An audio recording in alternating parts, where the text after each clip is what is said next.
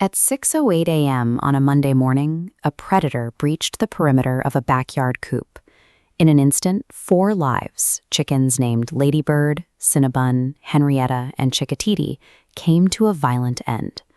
The physical space they inhabited was left shattered. Torn netting and tangled wire replaced what had been a quiet, predictable refuge just hours before. This calendar tracks May, mapping a permanent gap where daily caretaking used to be.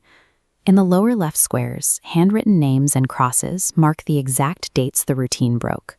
2 on the 19th, 2 more on the 23rd. Outside that damaged coop, the rest of the garden offers no apologies. The plants continue to grow, completely indifferent to the absence of the birds that used to forage beneath them. When faced with an abrupt disruption like this, the modern Western instinct is to immediately mobilize. We treat hardship as an opponent to be overpowered. Listen to the verbs we naturally use. We talk about battling depression. We try to fight through grief. We try doing the hard work of mourning to force a return to normal. Exhausting ourselves against something we cannot change often sustains the pain rather than resolving it. Treating reality as a combatant introduces massive friction into our nervous systems. Classical Taoist philosophy offers a completely different geometry for processing a shattered world. Instead of meeting force with force, it focuses on the art of yielding. The central concept here is Wu Wei. It is frequently translated into English as non-action, which leads many to mistake it for simple passivity, laziness, or apathy. A more accurate translation is anti-extra effort. It is the practice of moving in total alignment with the natural grain of reality, like a canoeist trimming a paddle to glide with a river's current, rather than violently rowing upstream against it. Acting this way requires dropping the ego-driven need to dictate outcomes. You stop trying to fix or control a situation that has already happened. You abandon the internal petition for the moment to be otherwise. By yielding to the facts on the ground, acceptance becomes a functional tool for survival rather than a passive defeat. This brings us to a companion principle called Ziran, which translates roughly to self-sowing or spontaneous naturalness. You can see Ziran in action with the flock survivors.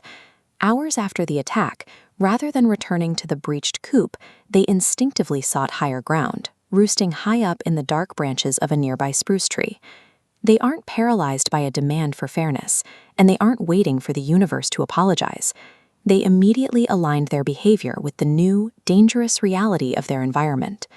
We can map this animal observation directly onto human mechanics, especially how we handle the psychological weight of loss.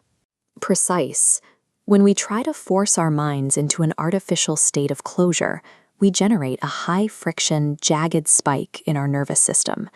The alternative is a smooth, continuous wave of organic processing. Applying Wu Wei to mourning means letting the grief arise and settle at its own pace. You remove the internal timeline and stop attempting to coerce your own healing. By stepping back to quietly observe the loss, you learn to exist inside a collapsed space without scrambling to immediately rebuild it. But there is a specific trap in documenting tragedy, one that threatens to pull us right back into the cycle of forcing. We take our raw pain and systematically break it down into academic theories, structured essays, or analytical videos. It is a highly effective way for the mind to impose control over chaos. Yet this hyper-intellectualization creates a barrier. It distances the observer from the actual sting of the event. Analyzing the grief becomes a subtle way of avoiding the grief.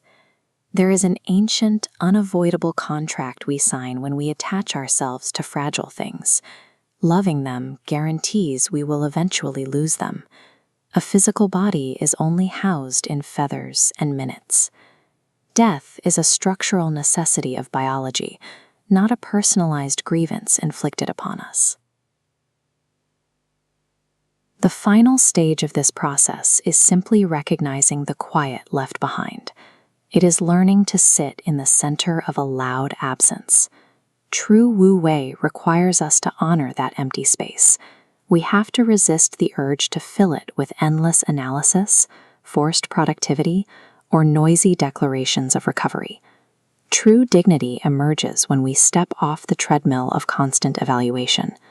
Sometimes the most profound response to a shattered world is to sit quietly with the unmediated reality of what remains.